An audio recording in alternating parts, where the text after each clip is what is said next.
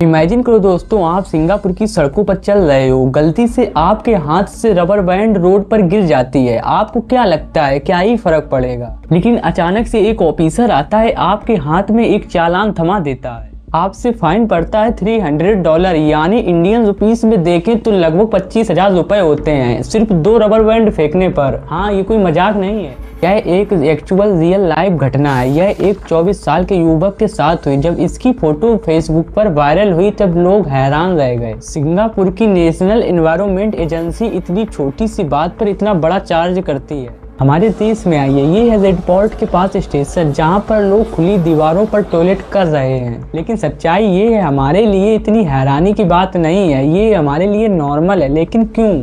यहाँ पर बात सिर्फ पर्टिकुलर पर्सन की नहीं है, बात है उस ह्यूमन साइकोलॉजी की। आपने नोटिस किया होगा, जहाँ पर ज़्यादा गंदगी होती है लोग वहीं पर कूड़ा फेंकने लग जाते हैं और टॉयलेट भी करने लग जाते हैं। इसको हर्ड मेंटेलिटी कहते हैं। द टाइम्स ऑफ इंडिया की रिपोर्ट भी यही दर्शाती है कि कैसे ग्रुप बिहेवियर हमारी सड़कों को एक कचरे का ढेर बना रही है।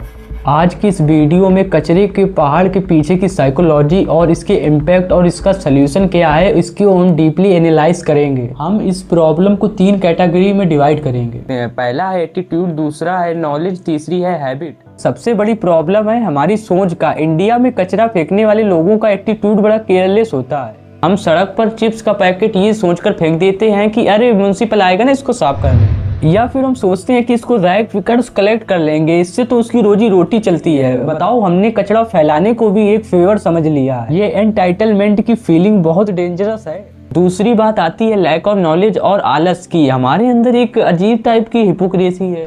हम अपना घर तो चमका कर रखते हैं और सोसाइटी भी साफ रखते हैं, लेकिन जब घर के बाहर हम रोड पर निकलते हैं तो उसको डस्टबिन बना देते हैं। लोग आलस की वजह से प्रॉपर डस्टबिन तक चलकर नहीं जाते हैं। उन्हें लगता है ये रोड मेरी थोड़ी ना है, जिसका काम है वो करेगा। अब इस डाटा के मुताबिक यहाँ पर सोशल कंपैरिजन थ्योरी प्ले करती है। हमारी आदतें जो हैं वो 2 फैक्टर पे डिपेंड करती हैं, विजिबिलिटी ऑफ लिटर और ग्रुप बिहेवियर।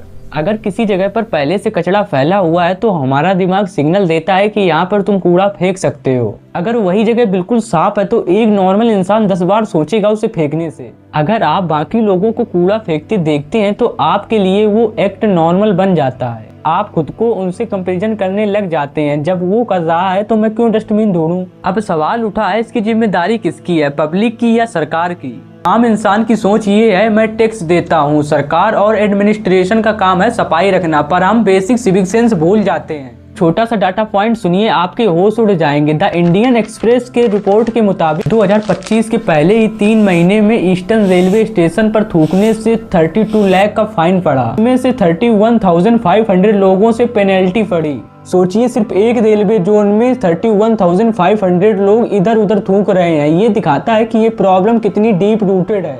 लेकिन ठीक है, क्या पूरी गलती पब्लिक की है? नहीं। आपने कभी गलती से कूड़ा हाथ में पकड़ भी लिया तो आपको पब्लिक प्लेस पे डस्टबिन भी नहीं मिलेंगी।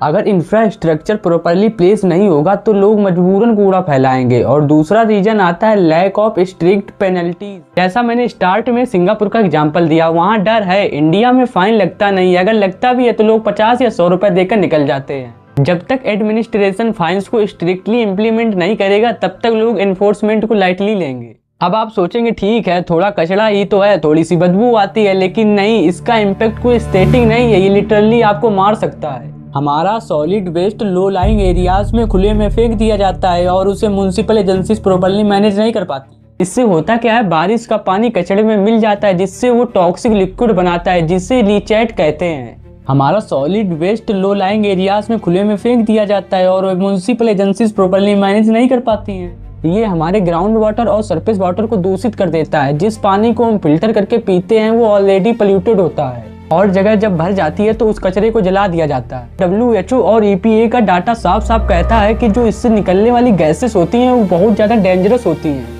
पार्टिकुलेट मैटर जैसे PM 2.5, PM 10 और black carbon, carbon monoxide, nitrogen dioxide जैसी कई टॉक्सिक गैसेस निकलती हैं। ये PM 2.5 इतने छोटे पार्टिकल होते हैं कि ये गले तक नहीं रुकते, ये आपकी लंग्स में जाते हैं, फिर उसके थ्रू ब्लड स्ट्रीम में जाते हैं और वो वहाँ से बीमारी पैदा करते हैं। आई एंड नोज में इरिटेशन होना और सांस लेने में दिक्कत जैसी बीमारियों को ये पैदा करता है। तो सलूशन क्या है? बात करने को तो घंटों बैठकर सरकार को गाली दे सकते हैं, लेकिन इससे कुछ बदलाव होने वाला नहीं है। सबसे पहले हमें एक बेसिक रिस्पॉन्सिबिलिटी लेनी होगी, एक इंडिविजुअल प्लेस। मैं कहीं भी कचरा नहीं फैलाऊंगा। अगर डस्टबिन नहीं मिली तो उस रैपर को अपने पॉकेट या अपने बैग में डालूंगा जब तक डस्टबिन नहीं मिलेगी। हमारी गवर्नमेंट को स्ट्रिक्ट एक्शन लेना होगा। सिंगापुर जैसे इन्फोर्समेंट और हैवी फाइन्स चाहिए जो एक्चुअली में ग्राउंड पर इम्प्लीमेंट हो। सिर्फ पेपर पर रूल बनने से कुछ नहीं होगा। तीसरा और सबसे इम्पोर्टेंट, एजुकेशन सिस्टम। अब बच्चों को किताबों में एनवायरनमेंट डे पर सिर्फ ट्री लगाना ना सिखाया जाए, बल्कि उन्हें ये भी सिखाया जाए कि हम अपने आसपास का एनवायरनमेंट बिल्कुल क्लीन कैसे रखें। उनको ये प्रैक्टिकली कराया जाए। कचरा सिर्फ सड़कों पर नहीं है, वो हमारी आदतों में बैठ गया है। अब समय आ गया है उसे साफ करने का। अगर आपको लगता है इस वीडियो ने आपकी सोच पर बिल्कुल भी फर्क डाला है तो आप अगली बार कचरा फेंकने से पहले एक बार जरूर सोचें। अगर आपको वीडियो बिल्कुल भी अच्छी लगी हो तो इस वीडियो को लाइक और सब्सक्राइब कर देना और अपनी राय को कमेंट में जरूर लिख देना। नेक्स्ट वीडियो आपको किस टॉपिक के ऊपर चाहिए आप कमेंट में लिख सकते हैं।